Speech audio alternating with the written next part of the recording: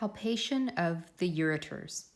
The ureters lie upon the posterior abdominal parietes.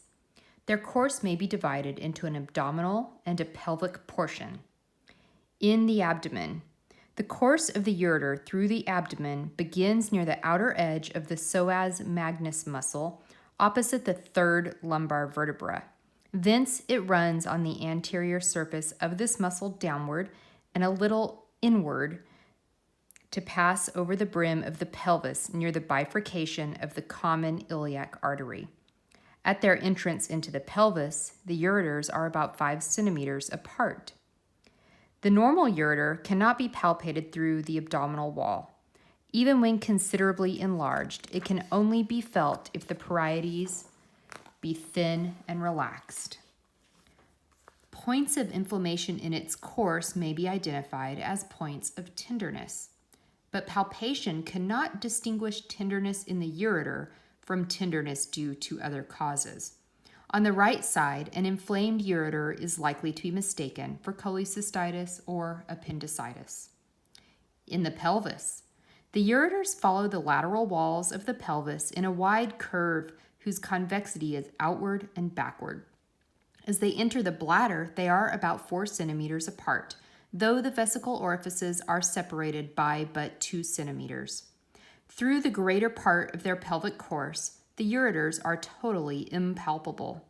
Just as they enter the bladder, they become palpable in the vaginal vault of the female, in the anterior wall of the rectum in the male. In this location, the inflamed ureter may sometimes be felt by bimanual abdomino-vaginal palpation in the female. It cannot be felt by abdomino-rectal examination in the male unless very greatly enlarged. Vaginal palpation.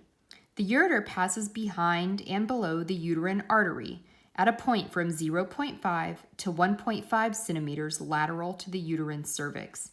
Thence its direction is downward, forward, and inward, almost transversely, against and adherent to the anterior vaginal cul-de-sac, to enter the bladder at a point about 2 centimeters from the middle line at the junction of the upper and middle third of the vagina.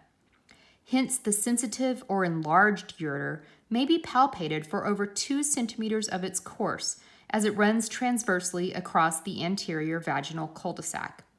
As it reaches the lateral cul-de-sac, it is so far distant from the vagina, usually about 1.5 centimeters, as to be inaccessible unless greatly enlarged. Rectal palpation. A large ureteral stone impacted at the entrance of the ureter into the male bladder may be felt by rectal palpation.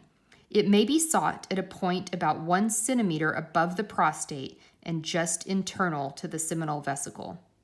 The ureter catheter. The ureter catheter, Kohler gall injection, and the wax-tipped catheter give the foundation of diagnosis here, as stated in the preceding section.